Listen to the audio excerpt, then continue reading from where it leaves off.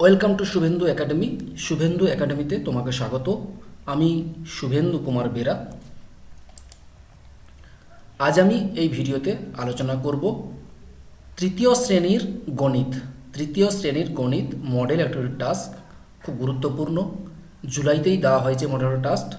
এই প্রশ্নের উত্তরটা আমি আজকের এই ভিডিওতে সলভ করে দেব। ভিডিওটা তোমরা প্রথম থেকে শেষ পর্যন্ত দেখো। যদি ভালো লাগে অবশ্যই একটা লাইক দেবে, আর আমার চ্যানেল যদি নতুন হয়ে থাকো অবশ্যই চ্যানেলটিকে সাবস্ক্রাইব করবে এবং তোমার বন্ধুবান্ধবের সঙ্গে অবশ্যই ভিডিওটি শেয়ার করবে।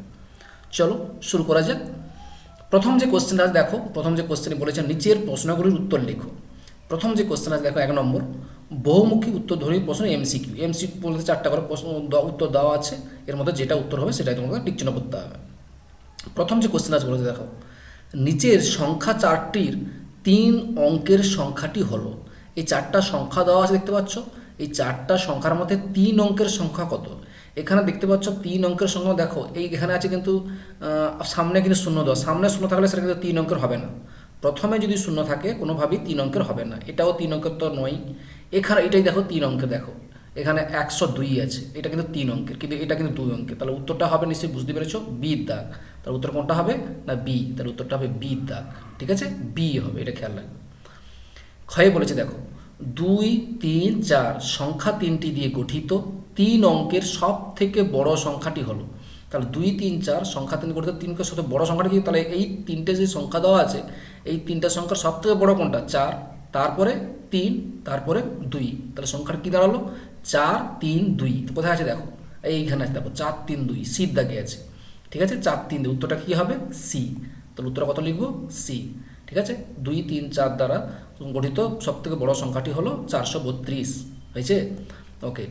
গয়ে কি বলছে দেখো, 238 ভাজিতক 3। 238কে যদি তুমি 3 দিয়ে ভাগ করো, ঠিক আছে, 3 দিয়ে ভাগ করলে আমরা পাবো 238 সমান 3 গুণিতক 79 যুক্ত 1। এখানে ভাগফল হলো। তারা নিশ্চয়ই এই সূত্রটা দেখে খেয়াল করে বুঝতে পারছো নিশ্চয়ই। এটা দেখে এই 238টা কি না ভাজ্য। ঠিক আছে, এটা হচ্ছে ভাজক, এটা হচ্ছে ভাজ্য। ঠিক আছে, আর 3 হচ্ছে ভাজক। 3 হচ্ছে কি? ভাজক। তারপরে 79টা কি হবে? কি হবে? ভাগফল। আর 1টা হবে ভাগশেষ। ভাজ্য সমান ভাজক গুণিতক ভাগফল যুক্ত ভাগশেষ। তাহলে এখান থেকে তুমি পেয়ে যাবে ভাগফল কত হবে না, ভাগফল চাইছে কত হবে না, ভাগফল হবে নিশ্চয়ই 79। তো এখানে 79 কোথায় আছে না, সির দাগে 79 আছে। তার উত্তরটা হবে 79। বুঝতে পেরেছ? তাহলে এইভাবে সুন্দর করে তোমাদেরকে উত্তর বুঝিয়ে দিলাম। যদি কোনো সমস্যা থাকে অবশ্যই কমেন্টে জানাবে। আচ্ছা, ঘয়ে বলেছে দেখো, সচিনের রান 128। সচিনের রান কত বলা আছে? 128। এবার বলেছে 2-এর স্থানীয় মান লেখো। তা 2-এর স্থানীয় মান, তাহলে এখানে থেকে 128 যে সংখ্যাটা দেওয়া আছে, এখানে 2-এর স্থানীয় মান কত হবে না, 2-এর স্থানীয় মান একটা একক দশকের ঘরে আছে। তাহলে 2 গুণিতক দশক মানে 10। তাহলে 2 গুণিতক 10 মানে কত হবে? 2-এর সঙ্গে 2 গুণ 10 গুণ করলে কত হবে? 20 হবে। তাহলে 128 সংখ্যাটা 2-এর স্থানীয় মান কত হবে? 20। দেখো এখানে কোথাও কি 20 আছে? এখানে প্রথম কোশ্চেন বলা আছে 1-এর স্থানীয় মানের থেকে বেশি, 1-এর স্থানীয় মান থেকে কম, 2 আর 200। তাহলে 200 তো হবেই না, 2 তো হবেই না। আচ্ছা, এবার চলে আসি 1-এর স্থানীয় মান। দেখো 128 সংখ্যাটির 1-এর স্থানীয় মান কত হবে না, দেখো একক দশক শতক আছে, মানে 100 গুণ হবে, মানে 1-এর সঙ্গে 100 গুণ কত? 100। তাহলে এখানে দেখো 1-এর স্থানীয় মান থেকে বেশি, নিশ্চয়ই যে 2-এর যে স্থানীয় মানটা হয়েছিল 20, নিশ্চয়ই 100 থেকে নিশ্চয়ই বেশি হবে না। হবে কি? হবে না। আচ্ছা, এটা বলেছে 1-এর স্থানীয় মান থেকে কম। 1-এর স্থানীয় কত বেরোলো? 100। তাহলে 100 থেকে কম, তাহলে 20 যে সংখ্যাটা 2-এর স্থানীয় মান কত বেরিয়েছিল? 20। নিশ্চয়ই 100 থেকেই কম, তাই তো? তাহলে উত্তরটা কিন্তু হবে এটা, বি দাগেরটা। বুঝতে পেরেছো? ব্যাস, উত্তরটা হয়ে গেল বি দাগ। বুঝতে পেরেছো? তাহলে আমাদের 1-এর দাগের প্রশ্নগুলোর উত্তর হয়ে গেল। এবার চলে যাই আমরা 2-এর দাগে 3-এর দাগের কোশ্চেনগুলো। দেখো 2-এর দাগের কোশ্চেন কি বলেছে দেখো, সত্য না মিথ্যা লিখতে বলে, সত্য না মিথ্যা লিখতে বলেছে। প্রথম যে কোশ্চেনটা বলেছে 99 এর পরের সংখ্যাটি 2 অঙ্কের। 99 এর পরের সংখ্যাটি বলেছে 2 অঙ্কের। তা তোমরা নিশ্চয়ই জানো 99 এর পরের সংখ্যাটা কি? 99 এর পরের সংখ্যাটা হচ্ছে 100, তাই না? 99 এর পরের সংখ্যাটা হচ্ছে 100। 100টা কি 2 অঙ্কের? একক দশক শতক অঙ্ক, মানে এখন 3 অঙ্কের, এটা দেখতে পাচ্ছ। তাহলে এটা নিশ্চয়ই 2 অঙ্কের নয়। তাহলে এটা উত্তরটা কি হবে? সত্য না মিথ্যা? না হবে মিথ্যা। তাই এখানে লিখবে মিথ্যা। ঠিক আছে, বুঝতে পেরেছো? খ ক্ষয়ে বলেছে 302কে স্থানীয় মানে বিস্তার করে লিখলে পাবো 30 যুক্ত 0 যুক্ত 2। এটা দেখানো যাক।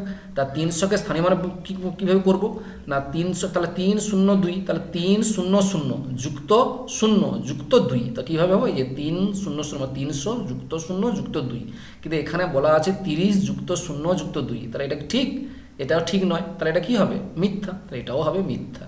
উত্তরটা কি লিখবে? মিথ্যা। আমি জাস্ট এগুলো দেখানোর জন্য করেছি, তোমরা এগুলো করার দরকার নেই, উত্তরটা সেইভাবে লিখলেই হবে, মিথ্যা সত্য এগুলো লিখলেই হবে। আচ্ছা, এবার চলে আসছি গয়ের দাগে। বলছে 555 যুক্ত 5, 555 সঙ্গে 5 যোগ করতে বলেছে, এই যোগফলে এককের ঘরের অঙ্কটি শূন্য।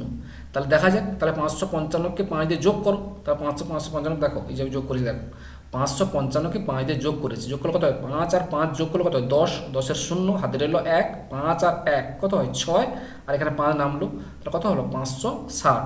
500 এখানে কি বলেছে? 500 যোগ ফলে এককের ঘরে, তাহলে এককের ঘরে দেখো, একক, দশক, শত, এককের ঘর কত আছে? 0 আছে। তাহলে একক, এখানে বলেছে এককের ঘরের অঙ্কটি 0, তাহলে এটা নিশ্চয়ই কী হবে? সত্য হবে। তাহলে উত্তর আমরা কি বলবো? সত্য। এখানে লিখলাম সত্য। ঠিক আছে। ঘয়ে বলেছে দেখো, দাবিডের রান 119, দাবিডের রান কত? 119, লক্ষণের রান 111, হলে লক্ষণের রান দাবিডের রান থেকে 8 রান কম, তাই তো বলেছে লক্ষণের রানটা দাবিডের রান থেকে 8 রান কম বলা হয়েছে। তাহলে এখানে কার রান বেশি? দাবিড, দেখতে পাচ্ছি 119 111, তাহলে 119টা বেশি, তাহলে দাবিডের রানটা বেশি লক্ষণের থেকে। কত বেশি না দেখতে পাচ্ছি 119 থেকে যদি 111 বাদ দিই, দেখো 119 থেকে যদি 111 বাদ 9 থেকে তাহলে 8 0 0, তাহলে 8 হচ্ছে, তাহলে কত থেকে কম এখানে বলেছে, তাহলে লক্ষণের রানটা কত? দাবিডের রান থেকে 8 রান কম, তাহলে এটা কী হবে? অবশ্যই কী হবে? সত্যই হবে, তাহলে এটা হবে সত্য। বুঝতে পেরেছো? তাহলে এটা এইভাবে তোমরা, আমি ক্যালকুলেশন করে দিলাম, তোমরা এইভাবে লিখে ফেলে, বুঝতে পেরেছো? কোনো সমস্যা নেই। এবার চলে আছে 3-এর দাগে, স্তম্ভ মেলাও। কী বলছে দেখো, প্রথম স্তম্ভ, দ্বিতীয় স্তম্ভ। আচ্ছা, প্রথমে বলা আছে দেখো 205, 205 দেখতে পাচ্ছ? 205 কোথায় আছে? এই দেখো এখানে, এইগুলো দেখো, খেয়াল করে দেখো, এখানে 205 হচ্ছে এটা, তাহলে তোমরা এখান থেকে এটা লাইন টানা দেবে, এইভাবে আমি যেভাবে লাইন টানলাম, 205 হচ্ছে এটা, 205 হয়েছে। এবার বলছে 502, 502 দেখো, 502, এই যে 500 সঙ্গে 0 যোগ করে কত হবে? 500 যুক্ত 2, তাহলে এটা হবে 502, তাহলে এটা তীর চিহ্নটা তোমরা এইভাবে দেবে, 502, এটার সঙ্গে মিলে গেল। ঠিক আছে। এবার বলছে 250, 250 দেখো, এইখানে দেখো 100 আর 100 যোগ করে কত হয়? 200, এখানে 10 10 10 10 কতগুলো আছে? 5টা, তা 10-এর সঙ্গে 5 50, তাহলে 200, এখানে 50, তাহলে 250, তাহলে 250 হয়ে গেল, তাহলে এটার সঙ্গে মিলবে এটার সঙ্গে, এই যে 250, তাহলে এটার সঙ্গে মিললো এটার সঙ্গে। আর পরে থাকলো 500 থেকে 20 বেশি, 500 আছে, 500 থেকে 20 বেশি মানে 500 সঙ্গে 20 যোগ হবে, 500 থেকে 20 বেশি, 500 20 যোগ করলে কত হয়? 520, তাহলে উত্তরটা হবে এটা, তাহলে 520। এইভাবে তোমরা সুন্দর করে এগুলো এইভাবে উত্তরটা করে ফেললে। বুঝতে পেরেছো? কোনো সমস্যা নেই নিশ্চয়ই, আশা করি কোনো বুঝতে পেরেছো। ওকে, এরপরে চলে যাই 4-এর দাগের কোয়েশ্চেনগুলো। কি বলেছে দেখি। বলেছে ছোট থেকে বড় সাজাও, 423, 205, 236, 586। খুবই সোজা, ছোট থেকে বড় তো এগুলো করতেই পারবে। তাহলে আমরা দেখো, প্রথমে দেখতে পাচ্ছি, ছবিতে দেখতে পাচ্ছি, অঙ্কটা দেখতে পাচ্ছি 423, 205, 236, 5। আচ্ছা দেখো, 205টা এখানে খেয়াল করে দেখতে পাচ্ছি, 205 আর এখানে 236, তাহলে 205টা ছোটো, তারপরে 236, তারপরে 423, তারপরে 586, দেখতেই পাচ্ছি এটা, তাই না? 205টা ছোটো, তাহলে চারিদিকে কয়ের উত্তরটা তোমরা এইভাবে লিখবে, চারিদিকে কটা হচ্ছে?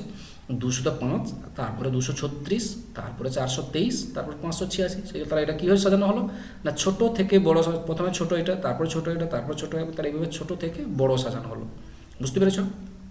এবারে ক্ষয়ের দাগের কী বলেছে দেখো, সাজিয়ে বিয়োগ করতে বলতে, এটা থেকে বিয়োগ সাজিয়ে বিয়োগ করতে বলেছে, খুব সোজা। দেখো এইভাবে সুন্দর সাজাবে, ক্ষয়ের দাগের এইভাবে সাজাবে, একক, দশক, শতক এইভাবে লিখবে, তার 501 এখানে লিখলে, আর 29 বিয়োগ করলে, বিয়োগ করলে 29, তাহলে এখানে বিয়োগ করলাম। দেখো 501 থেকে বিয়োগ করলে দেখো এখান থেকে কী হবে, দেখো এখানে নিশ্চয়ই 1 থেকে 9 বাদ যাবে না, যাবে কি? নিশ্চয়ই যাবে না, তাহলে এখান থেকে আমার 1 ধার নিতে হবে, এখানে 1 ধার যাবে না, আবার এখান থেকে ধার নিতে হবে, তাহলে এখান থেকে ধার নিলে কত হবে? এখানে হয়ে যাবে 10, আবার তাহলে 10 হয়ে গেলে এখানে একবার যদি 1 ধার নেই, তাহলে এখান থেকে কত হবে? এখানে 10 থেকে 1 যোগ করে 11, তাহলে 11 থেকে 9 বাজার কত হচ্ছে? 9 2, এখানে হবে 2, আর এখানে থাকলো 9 পড়ে আছে, 9 থেকে 2 কত হবে? 7, তাহলে উত্তরটা এখানে উত্তর কত হবে? আর এখানে 4 নেমে গেল, 472, দেখেছো? 11 থেকে 2 বাজলো 2, এখানে আছে 9, 9 থেকে 2 হলো 7, এখানে তো 1 ধার নিয়ে নিয়েছিলাম, তাহলে এখানে 4 পড়ে, তাহলে 472, তাহলে এটা বিয়োগ করলে হচ্ছে 472। ঠিক আছে। এবার পড়ে আছে গয়ের দাগে কোশ্চেন। কী বলছে দেখো, আজ মাসুমের জালে 198টি রুই মাছ উঠেছে, আর দীপুর জালে 176টি রুই মাছ উঠেছে, ঠিক আছে। মাসুমের জালে 198টি আর দীপুর জালে 176টি। কার জালে রুই মাছ কটা বেশি উঠেছে? তাহলে কী করতে হবে? নিশ্চয়ই বুঝতে পারছি, এটাকেও ঠিক একই রকমভাবে আগেরটা থেকে এটা বিয়োগ করতে হবে। তো বিয়োগ করে নিই, তাহলে আমরা করলাম গয়ের দাগে বিয়োগ করে ফেলি। তাহলে 198 সঙ্গে 176 কী করবো? বিয়োগ করবো। এই যে 100 বিয়োগ করলাম, বিয়োগ করে দেখো 8 থেকে 6 পেলে কত হবে?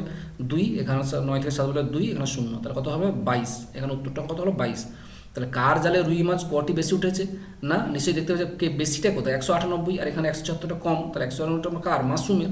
তাহলে উত্তরে তোমরা এইভাবে লিখবে, অতএব মাসুমের জালে রুই মাছ 22টি বেশি উঠেছে। উত্তরে কী লিখবে? মাসুমের জালে রুই মাছ 22টি বেশি উঠেছে। এইভাবে তোমরা সুন্দর করে এই প্রশ্নের উত্তরগুলো করে ফেলবে, খাতাগুলো জমা করবে স্কুলে। যাই হোক, ভিডিওটা তোমাদের কেমন লাগলো অবশ্যই কমেন্টে জানাবে। যদি ভালো লাগে অবশ্যই একটা লাইক দেবে। আর আমার চ্যানেলে যদি নতুন হয়ে থাকো অবশ্যই চ্যানেলটিকে সাবস্ক্রাইব করবে, অবশ্যই চ্যানেলটিকে সাবস্ক্রাইব করবে। ভালো থাকবে, সুস্থ থাকবে, ধন্যবাদ।